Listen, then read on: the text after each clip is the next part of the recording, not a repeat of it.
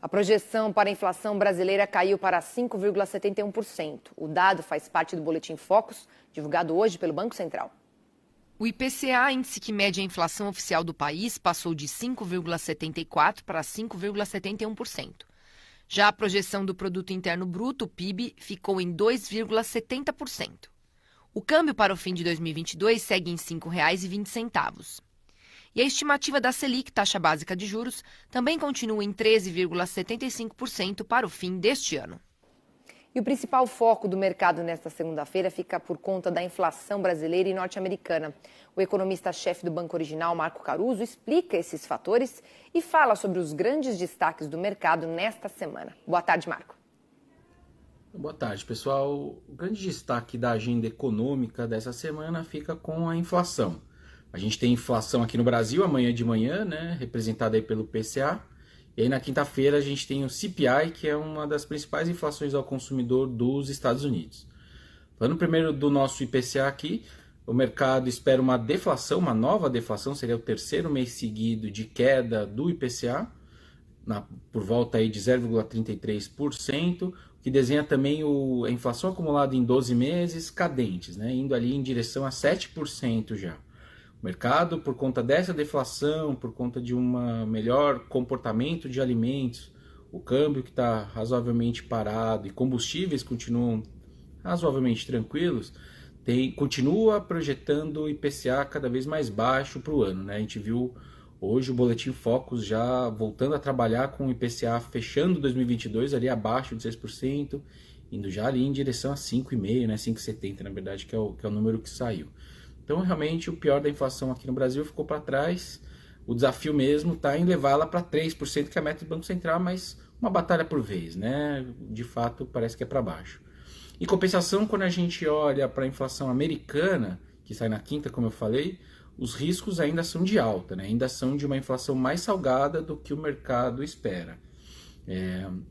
O que mais me preocupa não é nem a inflação cheia, né? O número que vai sair lá, mas os núcleos, né, olhando ali para o qualitativo dessa inflação, ainda sugerindo aí uma desinflação bem complicada nos Estados Unidos. Por que isso é importante? Se a inflação nos Estados Unidos não cede tão rápido, a gente tem que continuar discutindo que os juros têm que ficar alto por mais tempo por lá. Isso acaba desenhando para a gente um dólar, né, como um todo, olhando para o mundo ainda forte, porque você está falando de juros mais altos nos Estados Unidos, né, o que atrai capital. Isso acaba machucando também alguns ativos de risco, a exemplo de bolsa e eventualmente as commodities também. Então, no fronte inflacionário, o Brasil está na contramão, né? Desenhando uma inflação mais baixa, Estados Unidos ainda brigando por uma inflação mais tranquila, principalmente no seu qualitativo, vamos por assim. E fora tudo isso, a gente tem outras duas discussões pertinentes para o mercado, olhando lá fora e aqui. Primeiro, lá fora, essa é uma semana de balanço, resultado, né, dos balanços das empresas que têm capital aberto lá na Bolsa Americana. A expectativa é que, dado que a economia está perdendo força, que esses resultados também sinalizem algo desse tipo, né?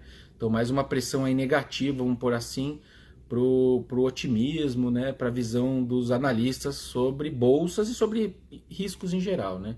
Então, realmente, a gente está num período de inflação alta que machuca resultados, perda de ímpeto do PIB, então isso deveria aparecer nos resultados das empresas ali dos Estados Unidos. E, por último, a gente tem uma continuidade da agenda política aqui nesse segundo turno.